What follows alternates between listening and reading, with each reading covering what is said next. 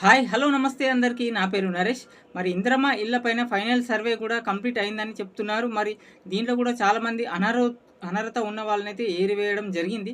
మరి దీనికి కొన్ని 5 కండిషన్స్ చెప్తున్నారు కొత్తగా. మరి ఆ 5 కండిషన్స్ వివరాలు చెప్పే ముందు కొత్తగా చూసేవాళ్ళు ప్లీజ్ సబ్స్క్రైబ్ చేసుకోండి, లైక్, కామెంట్ చేయండి, వీడియో మొత్తం చూడండి.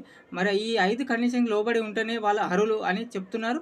మరి 5 కండిషన్స్ అంటే మొదటిది, మరి తరి భూమి ఉంటే 2 ఎకరాలు మించి తరి భూమి ఉండకూడదు. తరి భూమి అంటే పొలం, అది పల్లం భూమి అంటే వాటర్ అనుకూలంగా అంటే వరి, నీరు ఉండే భూమి, వరి మరి కూరగాయలు ఇలాంటి భూమి ఉంటుంది కదా, దాన్ని తరి భూమి అంటారు.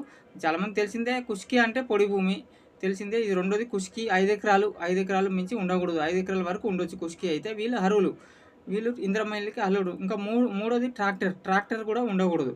ఈ ఇందిరమ్మ ఇళ్ళకి అర్హులు కావాలంటే ట్రాక్టర్ అయితే ఉండకూడదు. ఇప్పుడు దీనికైతే లోబడి ఉండాలి. మరి నాలుగోది కి Kisan card, PM Kisan credit card ఇస్తారు కదా రైతులకి. దాన్ని చాలామంది వాడుతున్నారు. వాళ్ళు 50,000 మించి ట్రాన్సాక్షన్స్ అయితే ఎవరైతే జరిపినారో వాళ్ళకు కూడా దీనికి అనర్హులు, ఇందిరమ్మ ఇంటికి అనర్హులు. మరి ఇంకోటి ఐదోది లాస్ట్ 4 వీలర్ ఉండకూడదు. కారు లాంటి 4 వీలర్ తెలిసిందే కదా. 4 వీలర్ ఉన్నా కూడా ఇందిరమ్మ ఇంటికి అనర్హులు.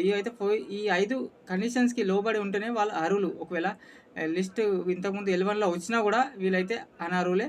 ఇదే విధంగా చాలామంది గ్రామాలలో ఇంతవరకు కొన్ని శాంక్షన్ అయిన లెటర్స్ ఇచ్చినారు.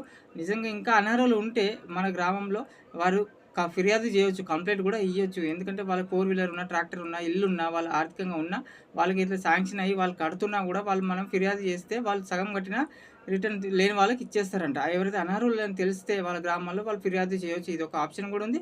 మరి ఇలాంటి అప్డేట్స్ ఇంకా దగ్గరకు వచ్చింది. ఇంకా ఫస్ట్ విడత అయిపోయింది, రెండో విడత కూడా ఇంకా ఇవ్వబోతున్నారు. వాళ్ళు ఇలాంటి ఇందిరమ్మ ఇళ్ళ పైన అప్డేట్స్ ఉన్నట్టు చెప్తున్నారు. మన ఛానల్లో సంక్షేమ పథకాలపైన, రాజకీయాలపైన, మరి యుద్ధం పైన కూడా అప్డేట్స్ చెప్తుంటాను. ప్లీజ్ సబ్స్క్రైబ్ చేసుకోండి, లైక్ చేయండి, కామెంట్ చేయండి. Thank you.